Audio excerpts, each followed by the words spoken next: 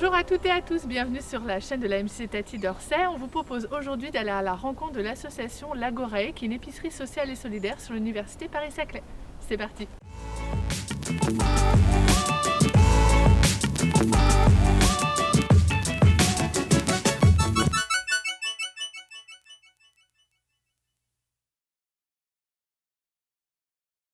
MJ sur CNews, bonjour. Nous accueillons aujourd'hui Audrey Lee, présidente de l'Agorae, et Solange Audin, secrétaire, j'allais dire trésorière, mais bon, en tout cas, c'est des fonctions importantes au sein de l'Agorae, qui est l'épicerie sociale de l'université Paris-Saclay. Bah, peut-être première question, c'est quoi l'Agorae ? Du coup, je vais répondre pour introduire. L'Agorae, c'est une épicerie solidaire qui se trouve sur le campus d'Orsay. Et c'est également un lieu de vie, de rencontre pour les étudiants, pour se poser, discuter, rencontrer des gens. D'accord. Mais alors, une épicerie sociale, bon, on voit épicerie, on voit sociale. Qu'est-ce qu'elle a de social, cette épicerie, en fait ? Alors, ce qu'elle a de social, c'est qu'on vend des produits à 90% moins cher que les prix sur grande surface. Par exemple, un paquet de pâtes à 1 euro, il va tomber à 10 centimes chez nous, ce qui est très avantageux pour nos bénéficiaires. Vous les vendez moins cher, très bien, mais alors comment vous procédez ? Où est-ce que vous avez ces aliments ? Comment vous allez chercher la marchandise ? Je ne sais pas, Solange par exemple ? Alors on va s'approvisionner à la BAPIF, donc c'est la Banque alimentaire de Paris-Île-de-France, donc principalement là. Malheureusement on ne peut pas non plus avoir tous les produits et aliments qu'on veut. On est assez limité, donc on fonctionne aussi par collecte et par don. Donc que ce soit des collectes organisées par la BAPIF dans l'année ou des collectes faites par des particuliers pour nous, ou des dons tout simplement que des gens viennent nous apporter à l'Agorae. Voilà. Alors, à l'Agorae, on aura le plaisir, durant cette interview, de montrer quelques images d'une visite qu'on a fait dans vos locaux.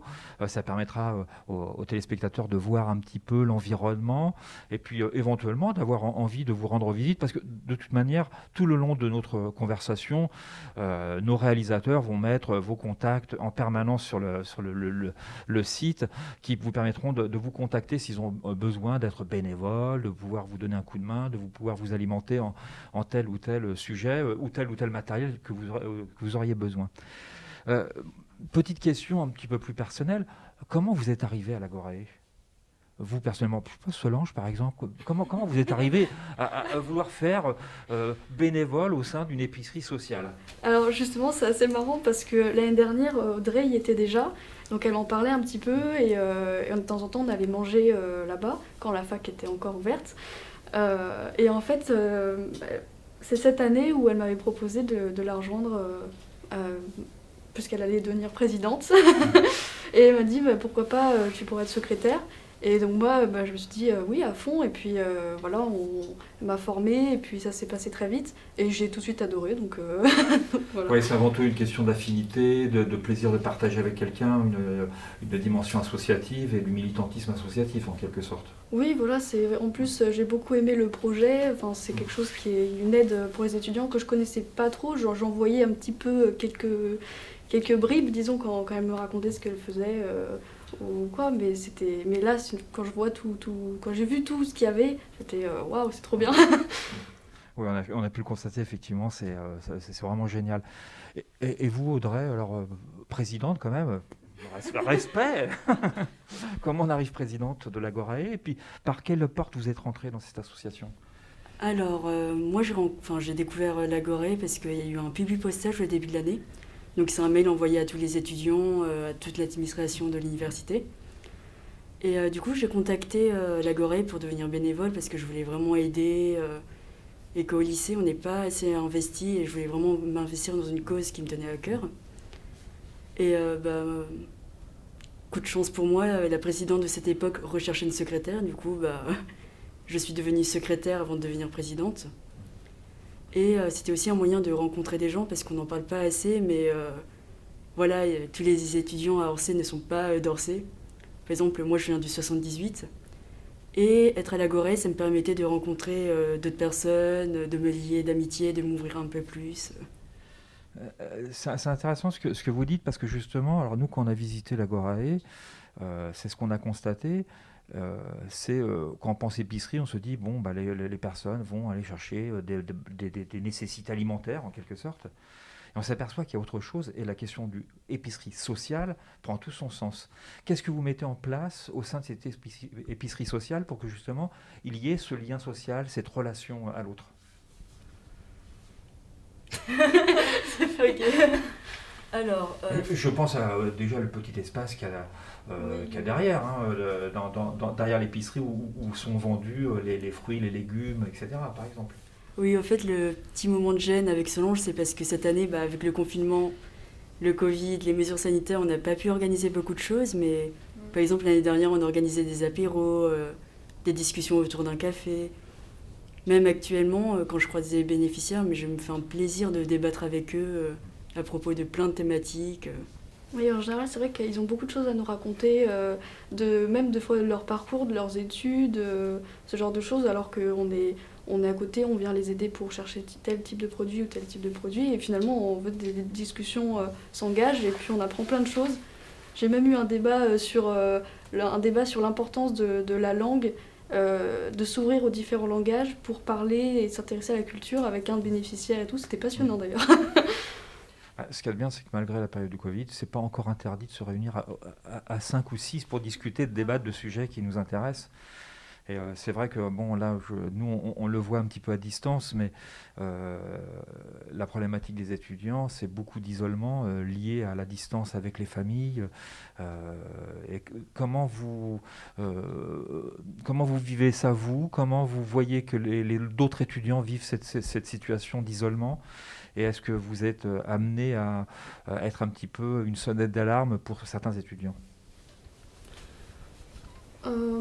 Personnellement, on habite chacune chez nos parents, donc niveau isolement, on s'en sort pas trop mal.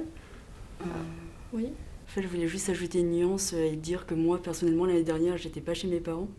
J'avais un appartement et c'est là où on connaît réellement la solitude. Il n'y a personne pour nous faire le repas le soir, la lessive. On commence à apprendre à se débrouiller par nous-mêmes. Du coup, j'arrive à comprendre nos bénéficiaires qui sont seuls dans leur appartement, d'autant plus actuellement, puisqu'on a les cours à distance, ils croisent absolument personne. Mais là où Solange marque un point, c'est que du coup, cette année, j'ai eu la chance de retourner chez mes parents. Et que je me rends compte de la chance qu'on a. Et du coup, avec Solange, on met quand même un point d'honneur à prendre le temps de parler avec des bénéficiaires, échanger, parce qu'on sait plus ou moins ce qu'ils ressentent. Vous avez le sentiment que dans cette période, naît beaucoup plus de solidarité entre étudiants par rapport à une période avant Covid, par exemple? Je pense qu'il y avait déjà une certaine solidarité, mais qui a d'autant plus été importante avec le Covid, puisque en fait on comprend la situation, à quel point c'est difficile. Et donc on soutient un peu psychologiquement en disant voilà, je comprends, on parle entre bénéficiaires ou bénévoles ou quoi, on se pose des questions par rapport au cours et on se dit toi aussi t'as cours à distance, comment tu le vis, machin, etc. Et puis et en fait on soutient comme ça, et puis il y en a certains qui font des groupes de travail peut-être de leur côté, mais c'est vrai que c'est assez rare parce qu'il y en a beaucoup qui sont étrangers et qui n'ont pas forcément de lien, et d'autant plus en ce moment il n'y a pas vraiment la possibilité de faire ces liens-là. Donc nous, on fait ce qu'on peut en discutant avec eux, en leur apportant un peu d'autres choses que juste l'alimentaire et l'hygiène, quoi. D'accord. Alors, une association, ça a besoin de bénévoles, ça a besoin de fonctionner. Il y a un travail au quotidien à fournir pour accueillir dans les meilleures conditions, pour aller chercher les denrées alimentaires. J'imagine qu'il y a déjà toute une logistique à organiser. Alors, peut-être une question en deux temps. La première, c'est comment on s'organise sur la question logistique, et puis comment on recrute des bénévoles. Peut-être les deux d'ailleurs. Je vais laisser la parole à Solange, parce que même si au début de l'année, c'était principalement moi qui organisais, Solange ainsi qu'une autre bénévole que j'aime particulièrement ont trouvé une bonne organisation, du coup, ce soir. Alors en fait, c'est un peu une organisation en fonction des disponibilités de chacun, parce qu'en fait, la plupart du temps, c'est des bénévoles, c'est des étudiants, donc c'est en fonction des études, et c'est vrai qu'il y en a certains qui étaient très actifs au début d'année, qui le sont beaucoup moins maintenant pour des concours, x ou y raison d'études, et donc on s'organise un peu toutes les semaines, et donc nous, notre organisation, c'est vraiment de réguler les passages, parce qu'on ne peut pas être trop non plus, donc on fait on crée des liens doodle, je sais pas si vous connaissez un peu. Voilà, aussi des permanences, on essaye de voir qui est présent à quel moment. Et en fait, finalement, après, c'est aussi du bouche à oreille parce qu'il y a des personnes qui viennent nous contacter et en fait qui connaissent d'autres personnes et en fait qui viennent aussi nous contacter. Et puis, Encore une fois, de la relation. Donc. Voilà, c'est ça. Et c'est vraiment bien parce que des fois, au départ, c'est une aide ponctuelle. Par exemple, un collectif nous avait aidé à Palaiseau pour une collecte. Et finalement, il y a 3-4 personnes de ce collectif qui sont venues en tant que bénévoles nous aider maintenant beaucoup plus souvent. Et qui sont vraiment présentes. Et c'est ça qui fait plaisir. Et il y a aussi maintenant aussi des adultes qui viennent nous aider, pas que des étudiants. Donc ils ne sont pas nécessairement des étudiants. Donc il n'y a pas que des étudiants, ouais. Chers téléspectateurs, n'oubliez pas de contacter l'Agorae pour la simple et bonne raison, c'est que vous pouvez devenir bénévole, donner un coup de main à l'Agorae pour multiplier les actions de solidarité sur le territoire auprès des étudiants.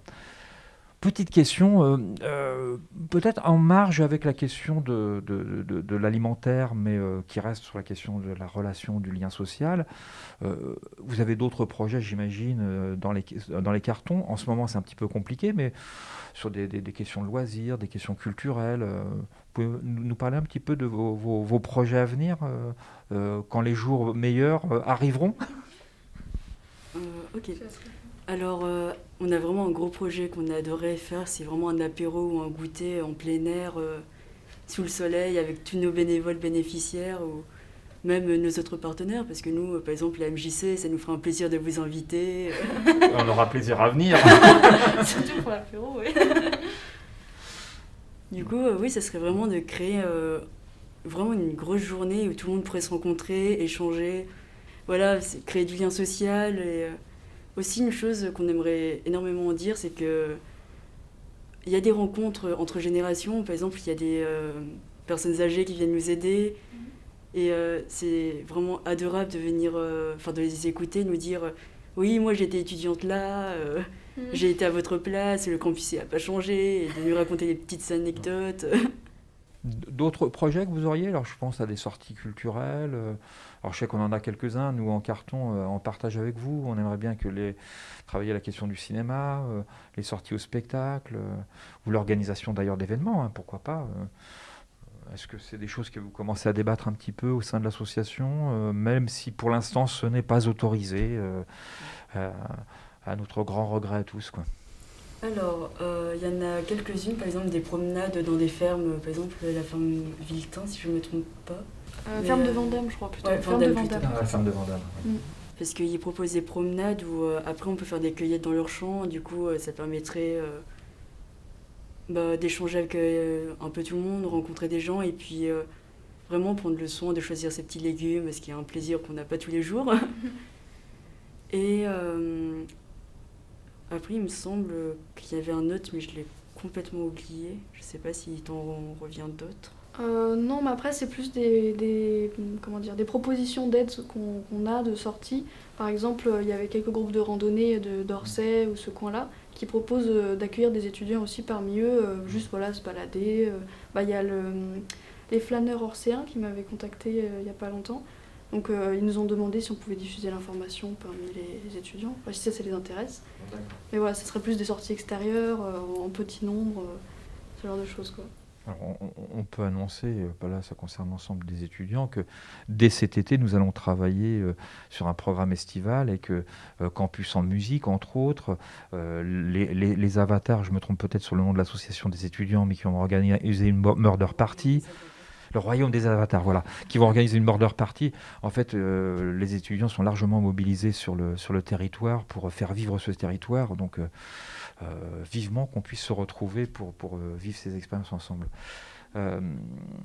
Est-ce que vous avez un sujet que vous souhaiteriez évoquer ici devant les téléspectateurs, parce que c'est un sujet qui vous tient à cœur, c'est un message que vous souhaiteriez passer pour conclure cette émission? Si, peut-être que... Comment dire, ce qui est très bien en ce moment, c'est que la cause étudiante est très, très reconnue. Fortement reconnue. On a eu énormément d'aides, propositions d'aide, des fois qui n'ont pas forcément pu aboutir à cause du Covid, et réunions interdites, bien sûr. Mais la cause étudiante a toujours existé, malheureusement, et existera toujours, la précarité et l'isolement. Et pour ma part, j'ai peur qu'après que le Covid soit fini, que ça se lâche un peu et que finalement on laisse tomber cette aide ou ce mouvement envers les étudiants. Et c'est dommage parce que les étudiants ont toujours besoin un petit peu d'aide, même si en ce moment c'est exacerbé, on va dire. Mais ça ne sera jamais remis à zéro, où tous les étudiants seront finalement, après le Covid, c'est la surprise partie. Mais enfin, ce que je veux dire, voilà, c'est que j'ai peur que ça s'essouffle, et ce qui est malheureux, puisqu'il y en aura toujours besoin d'aide pour les étudiants. Oui, il y a la question de la pérennité d'une action de solidarité en direction des étudiants.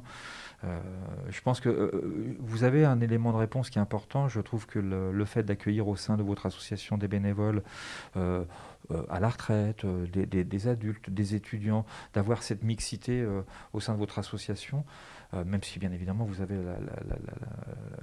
la direction et c'est vous qui menez la barque, c'est un intérêt parce que ça permet de garder ce lien et d'entretenir ce lien sur le long terme. Donc ça, c'est je trouve une démarche intéressante. Je pense qu'il est important de préciser aux téléspectateurs quelques numéros de téléphone pour vous joindre. Alors, moi, j'en ai noté quelques-uns. Peut-être qu'ils ont changé d'ici là, parce que j'ai été voir sur votre site internet, qui est https://agorae-paris-saclay.fr. Ça, c'est le site internet. Il y a tous les renseignements. Donc là, vous le trouverez sur l'écran. Le numéro de téléphone, c'est le 01 69 15 31 48. Donc c'est marqué sur l'écran, comme vous pouvez le constater. N'hésitez pas à contacter l'Agorae. Je sais qu'il y a un Facebook également. Je ne sais pas si vous avez Instagram également. Et puis quand même, je pense, même si je ne suis pas contre les réseaux sociaux, la question de la relation directe, de vous rendre une petite visite dans vos locaux, c'est quand même plus simple. C'est au bâtiment 308, dans le domaine de l'université Paris-Saclay. C'est quand même beaucoup mieux de venir vous voir, de venir discuter, de voir comment vous fonctionnez et de voir un petit peu vos locaux. Et peut-être une dernière petite question. Comment peut-on vous aider ? Alors, il y a plusieurs moyens de nous aider. Du coup, comme l'a dit Solange, nous on accepte les dons en nature, ce qui peut nous aider sur des produits qu'on n'a pas nécessairement. Par exemple, le lait, on n'en a pas beaucoup, ni très souvent, des œufs. Ça peut nous permettre de nous aider sur des besoins qu'on a. On accepte aussi les dons financiers. Du coup, pour ça, il faudrait nous contacter par mail avant pour avoir les renseignements. Et on est totalement ouvert à ce que des collectes soient ouvertes et que nous, on aide à l'organisation. Du coup, il y a pas mal de moyens de nous aider. Il y a aussi le fait de devenir bénévole pour nous aider sur place, mais évidemment, on a conscience que c'est un engagement qui peut prendre beaucoup de temps. Du coup, le fait de nous faire des dons, c'est peut-être plus ponctuel et rapide. Et en dehors de l'alimentaire, est-ce qu'il y a des besoins spécifiques ? Je sais qu'on avait évoqué lors de la visite dans l'épicerie tout le matériel d'hygiène qui est relativement cher et onéreux. Est-ce que ça, vous avez en permanence des besoins ou on vous en fournit assez rapidement et assez facilement ? Alors les besoins d'hygiène, on en a assez souvent, mais c'est vrai qu'il y a toujours un peu besoin. Heureusement, l'université a depuis peu inauguré des boîtes de distribution de serviettes hygiéniques gratuites pour les étudiants, du coup. Donc c'est vrai que de ce point de vue-là, les serviettes hygiéniques, on va pouvoir les donner aussi. On n'en a plus trop besoin d'en avoir. Mais après aussi les produits d'entretien qui sont très demandés par les bénéficiaires, parce que c'est vrai qu'on n'en a pas beaucoup. Donc les liquides vaisselle, lessive, ce genre de trucs, très pratique. Ouais, tout à fait. Donc voilà, plutôt de ce point de vue-là. Solange, Audrey, je vous remercie. C'était une belle rencontre. J'espère vous retrouver bientôt à l'épicerie sociale. Je sais que nous allons passer à nouveau le message auprès des bénévoles de la MJC pour les encourager à venir vous rejoindre. D'ici peu, nous organiserons une petite visite avec des bénévoles pour vous rendre visite, peut-être dans les jours meilleurs pour boire un coup ensemble d'ailleurs, pourquoi pas. Voilà, donc merci chers téléspectateurs. À notre prochaine émission, MJC hors CNews. À bientôt. Au revoir.